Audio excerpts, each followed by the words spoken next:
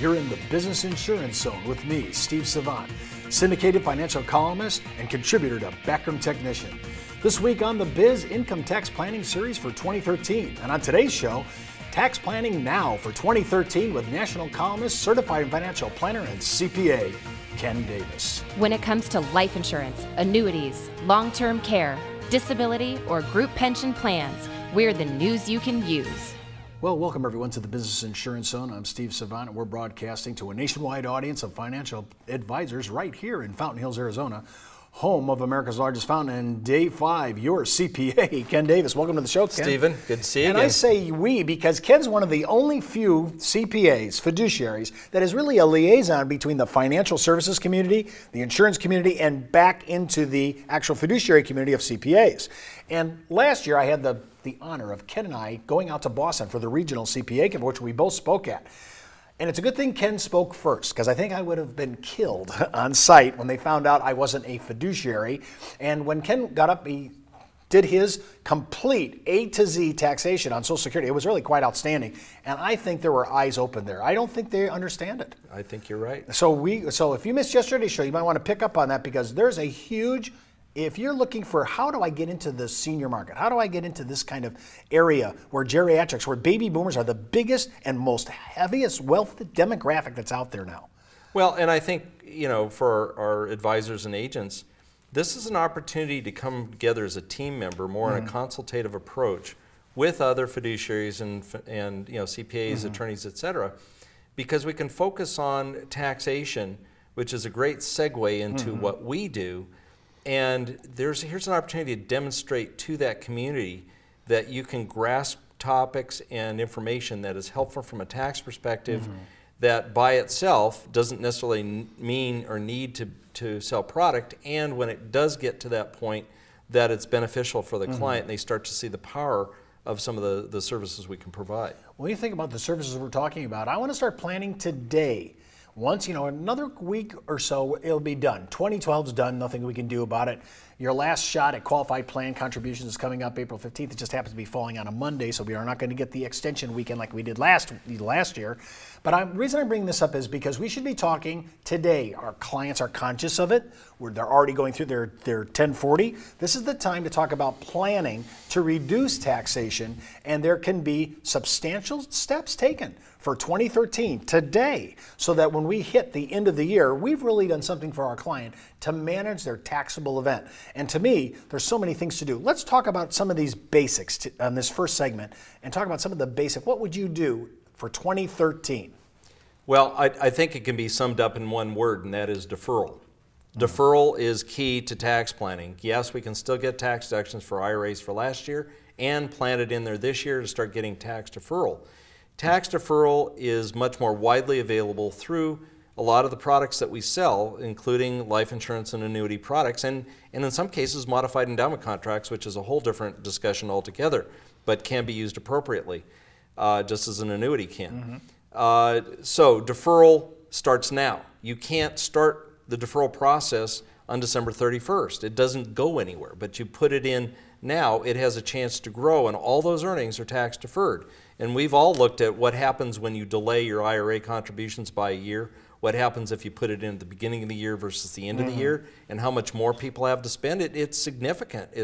It's substantive. And so now is really the tax planning season, because tax deductions are minimal. There's not much to deduct anymore. Well, I know that when we were talking about this in between one of our shows early on this week, I remember you talking about, and we did mention it on the air, about the difference between taking a tax deduction and measuring that against tax deferral. There's a crossover point.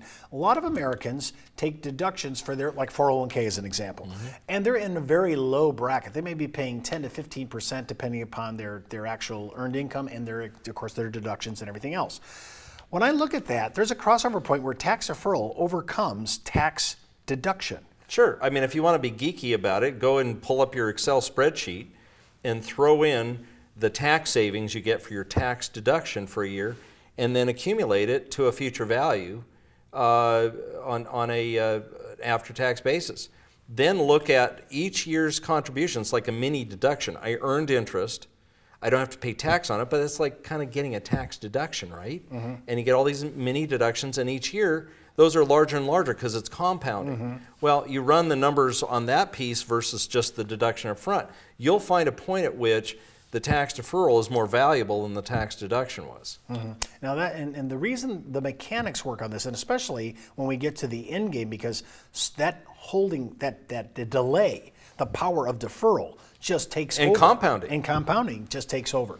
Now, I want to talk about, when we're talking about planning, I'm thinking about if I'm going to collect my 2012 IRA or Roth IRA or SEP IRA contribution, maybe I should start trying to think about collecting the 2013 while I'm right there in front of the client. Yeah, in fact, that's what I used to do. When I set up brand new IRAs, I say, you know what, let's contribute for the prior year and let's contribute for this year because you're going to make more money off this. And if I had somebody with an SEP IRA, we don't know exactly what their net income will be for the year, so we don't know what that deduction is going to be allowed.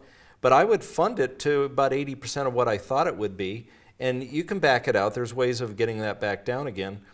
But then we would just top it off after the end of the year, and the accountant would call and say, here's the income and here's the additional deduction that can be taken. Well, I was looking at this client's 1040, and his spouse did not work.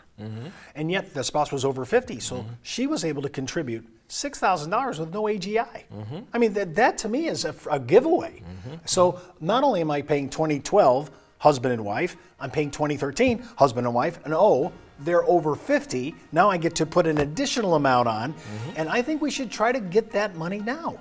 I mean, this is why I'm saying I'm just trying to exhort us. We're already in front of the client on the issues of 2012. They're heading for their tax preparation.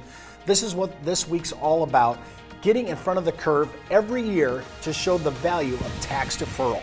When we come back from the break, more on tax planning now for 2013, part of our income planning for 2013 with Ken Davis. And remember, don't forget to enroll in IULUniversity.com for the best training, education, and sales support when it comes to life insurance for retirement income. You're listening to the insurance industry's #1 resource for products, planning ideas, carrier information, and interviews you can use. When it comes to life insurance, annuities, long-term care, disability, or group pension plans, we're the news you can use. Did you know the average 401k runs out of money just 7 to 8 years into retirement? Time Magazine, the Wall Street Journal, and many other publications have warned of the difficulty of saving with a 401k. But what if there was a way to create tax-free lifetime retirement income with no stock market risk? Good news, there is. You know, living in fear of the next market dive is not the way I want to live my life. Why would I go out there and take on risk when I don't need to? I have a lot less stress knowing I can't lose any more of my retirement savings in the stock market. Call now to receive your free, no-obligation analysis of what this retirement vehicle could do for you, a comparison to your current retirement plan, and a free video that explains this exciting opportunity. Start planning a retirement you can enjoy instead of worrying about future tax increases and stock market losses.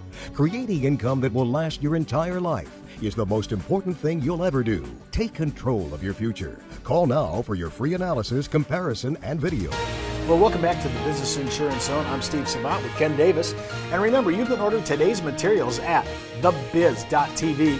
And while you're out there, click on the Backroom Technician icon for a 30-day free trial for access to the best needs analysis and client education material, and that addresses almost every financial planning scenario. I've been using it for 22 years. Ken uses it. It is an excellent piece of material that we do all the time, and I hope you fall in love with it like we have. I don't mind paying the subscription, Ken. It's bailed me 100 times over. Bet. And before moving forward with anything we always talk on the show, especially on taxes, always talk to your tax advisor and your broker-dealer compliance department. We're talking about tax planning now for 2013. I know it's kind of weird to talk about it now because we're so conditioned to waiting at the end of the year and everything else.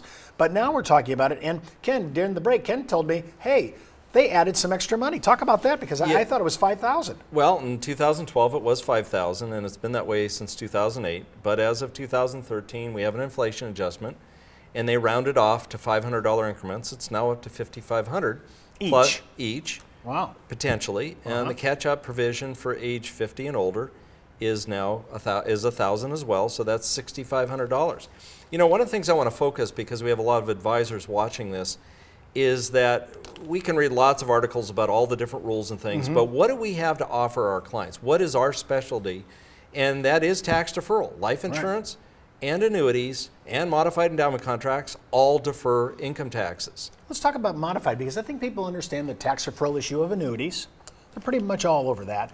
But when we talk about a modified endowment contract, it's life insurance that from a tax point of view is treated like an annuity with the exception of the death benefit. What's the power of using a modified endowment contract when we're talking about tax deferral planning? A couple of things come out of this thing. Is first of all, the easy way for my brain to hang on to this is think of a modified endowment contract on MEC as an annuity during life and life insurance at death, because the rules apply. It's a hybrid, okay?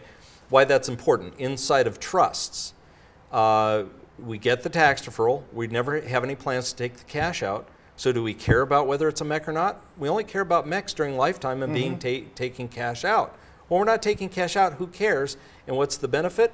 By getting that lump sum in now instead of spreading over 5 years, we accelerate that growth and the deferral portion of it inside the trust, and maybe we can get away with a lower single premium with guaranteed insurance by putting into the trust. Or here's one of my favorites. Widows, first and foremost, need to know that they're going to be taken care of, they have enough money. Secondly, however, and it's big on their list, is taking care of the kids. I mean, I don't know about you, but dealing with widows over the years is mom comes first, the kids come second. Sometimes I see moms give up things for themselves to take care of the kids. I mean, this is really an important issue for women. It's part of our culture, at least my observation of it is, right or wrong. And so what if you say, well, gee, are you going to use this money? Well, no, it's clear there's other assets that are going to take care of her handily. And now you say, well, what if we did a single premium dump into a MEC? Frequently don't do life insurance because it takes 10, 15 years for the cash to build up, right? Well, what if we do a single dump, make it a MEC, okay? She doesn't intend to take the cash out. It's not her desire, but it's a nice safety net. You know, Judy, here is your money that you can attach if you need to. And oh, by the way, there might be a chronic illness rider on it. You can take it for yourself as well, which meets another need.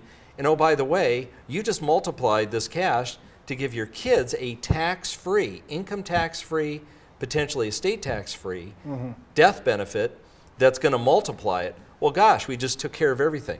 We have the safety net just like she had before. We now have chronic illness, and we have death benefit that leads to her desire to leave more wealth, pass more wealth to the kids.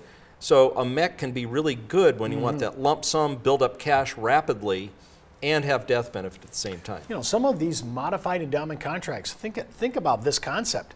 Some of them will actually price like an annuity, even from a comp point of view, and no surrender charge on some of these early cash values. You could be 90 to 93% all in, ready to go liquid, which when you put that against some of the annuity surrender charges are, you know, pretty good deal. 10, 12, 14%. I know. And the net returns, even just after a few years of a reasonable assumption on return, starts to make regular annuities go, wow, this is even better than the annuities. Hey, listen, I'm all over this, Ken, because now I've started to see early cash values with no surrender charge. When you look at those numbers and you're using indexed on that platform, which, by the way, still has some of these built-in areas for the contract, kind of guaranteed. When you look at that, and I'm looking at the potential of cap rates at 10, 12 points, and I'm sitting at the annuity market sometimes, which is right around a nickel at the top end. Yeah. You know, I mean, the spread, whatever you're paying in costs of insurance, it's being made up by the potential. I mean, think about the last couple of years on the S&P 500 alone. So you could be using a MEC contract for death benefit and huge leverage, as you suggested. But if you want to stay in the income scenario, especially if your clients are healthy, this could be the way to go. No surrender charge, way early cash values, like 95%, way up there, and you're still having high caps on an index. That could be the new alternative to indexed annuities. You know, Steve, I was just reflecting a little bit over our relationship over the years, and the fact is, one of the things I enjoy the most is the fact that your mind goes to where are the nuances, where are the little details that make me leap out from the crowd from a competitive standpoint. Using a MEC clearly is something that is not something you see every day in the literature, and I think it can be big, and we've given a couple of examples where people can go out, help their clients, and make some sales. Never have I seen before some of the great tailoring that's going on in MEC products, especially with indexing, no surrender charge, high cash values. It's great for your practice. You can watch our show all this week and hop out to our site, thebiz.tv. And don't forget to follow me on Twitter, Facebook, LinkedIn, Pinterest, and Google+. Well, that's the Buzz on the Biz for today. You've been in the zone, the Business Insurance Zone. You're listening to the insurance industry's #1 resource for products, planning ideas, carrier information, and interviews you can use. When it comes to life insurance, annuities, long-term care, disability, or group pension plans, we're the news you can use.